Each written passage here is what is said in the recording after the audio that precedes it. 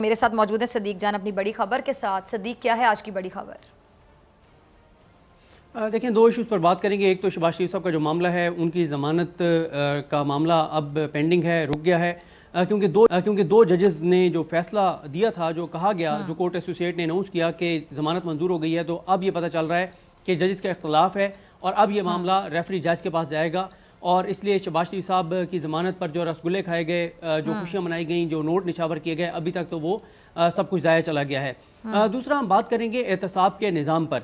आप भी देखती हैं कि लोग जो हैं वो बिल्कुल मायूस हो चुके हैं एहतसाब के निज़ाम से। अब तो लोग एहतसाब का लफ्ज़ भी नहीं सुनना चाहते और उसमें मल्टीपल फैक्टर्स हैं, क्योंकि आपको पता है कि जब हमने इसी प्रोग्राम में नैब की कारकर्दगी पर तनकीद की तो चेयरमैन नैब जस्टिस रिटायर्ड जावेद इकबाल साहब ने रब्ता किया, हमने उनका मौक़िफ़ भी दिया।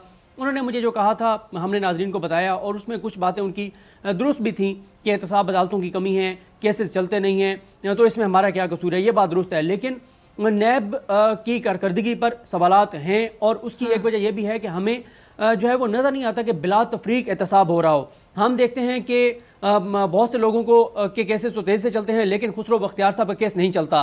फिर इसी तरह अभी आप चीनी के मामलात में देख लें, केस चीनी का था और जहांगीर तरीन साहब के ऊपर और केस बना के और उनके ऊपर कार्रवाई शुरू की गई। चीनी के ऊपर हमें कोई पता नहीं है कि क्या हो रहा है, ना चीनी का रेट कम हुआ ना कुछ। अब एक और मामला, एक दरखास्त बड़ी हैरान कुन है, वो दरखास्त जो चेयरमैन नैब जस्टिस रिटायर्ड जावेद इकबाल साहब को लिखी गई कि एक MP हैं बक्कर से गजनफर अब्बास छीना, उनके खिलाफ नैब तहकीकात शुरू करता है 2019 में।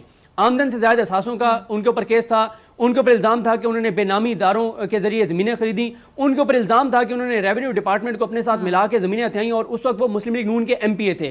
फिर वो तहरीक इंसाफ में शामिल होते हैं, तहरीक इंसाफ में शामिल होते हैं, उनके खिलाफ तहकीकात शुरू होती हैं। फिर एक प्रेशर ग्रुप तहरीक इंसाफ के अंदर बन जाता है, वो प्रेशर ग्रुप बनता है, उनके साथ वज़ीर आला पंजाब मिलते हैं और फिर क्या होता है 2020 में एक रिपोर्ट में जो बाद वाली है उसमें उनको मुल्जिम करार दिया जाता है और जो पहले वाली रिपोर्ट है उसमें उनको पिछली तारीखों में बेगुनाह करार देकर लाहौर हाई कोर्ट में जो है वो रिपोर्ट जमा करा दी जाती है। अब जब ये चीजें होंगी और अब जो दरखास्त गुजार है, जो उनका मुखालिफ है, उसने बड़े इंकशाफात किए हैं जो उसने दरखास्त चेयरमैन नैब को दी।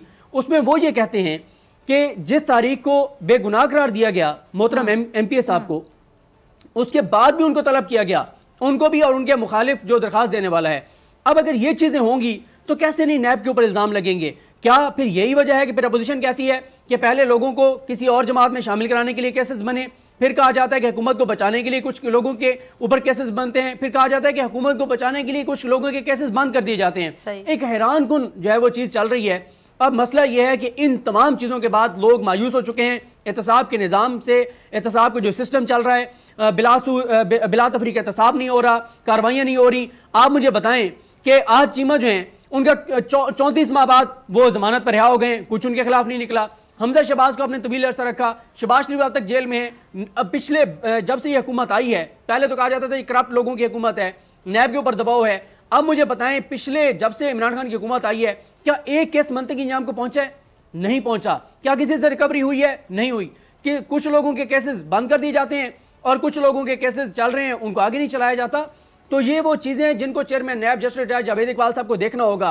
और ये जो मैंने अभी आपको एक सिर्फ केस बताया, कई ऐसे केसेस हैं कि एक रिपोर्ट जमा कराई जाती है लाहौर हाई कोर्ट में, उसमें उनके ऊपर संगीन इल्जामात लगाए जाते हैं, बताया जाता है कि इनकी दरखास्त मुस्तरद की जाए, इन्होंने ये भी किया, ये भी किया, ये भी किया, तवील एक फहरिस्त थी उनके ऊपर इल्जामात की।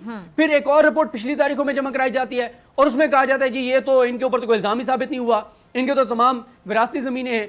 और ये वही MPA साहब हैं जो कि प्रेशर ग्रुप को लीड कर रहे थे।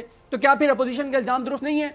जो अपोजिशन जब ये कहती है कि प्रेशर ग्रुप बनाया गया और अपने केसेस बंद करवाए गए, फायदे लिए गए, और जो इस हुकूमत को गिराने की बात करता है, इनके खिलाफ बात करता है, उसके केसेस बंद हो जाते हैं। तो सबसे ज्यादा जिम्मेदारी नैब के ऊपर है, चेयरमैन नैब के ऊपर है कि इन चीजों को देखें। और खासतौर पर ये जो दरखास्त आई है जिसमें इंकशाफात किए गए हैं कि केस पहले बंद कर दिया गया और इंक्वायरी के लिए बाद में भी तलब किया जाता रहा, तो ये एक हैरान कुन एहतसाब का निज़ाम है, तरीक़ाकार है जो हमारे मुल्क में चल रहा है। और फिर लोग मायूस हो चुके हैं। एहतसाब का लफ्ज़ एहतसाब आपके ज़बान पर आता है, लोग चैनल चेंज कर देते हैं कि यहाँ पे एहतसाब की बात हो रही है, इस TV को हमने नहीं देखना, इस प्रोग्राम को नहीं देखना। इतने लोग मुतनफ़र हो चुके हैं एहतसाब के लफ्ज़ से। तो इस सारी चीज़ को बड़ी दो टोक और खरी बात आपने कर दी, सच्ची बात कर दी बिल्कुल, कि लोग फिर चैनल चेंज कर देते हैं। यानी लोग इस लफ्ज़ से इतने एलर्जिक हो गए हैं कि वो ये लफ्ज़ ही नहीं सुनना चाहते। ठीक है जी सदीक, बहुत शुक्रिया आपकी बड़ी खबर के लिए, तज्जिए के लिए।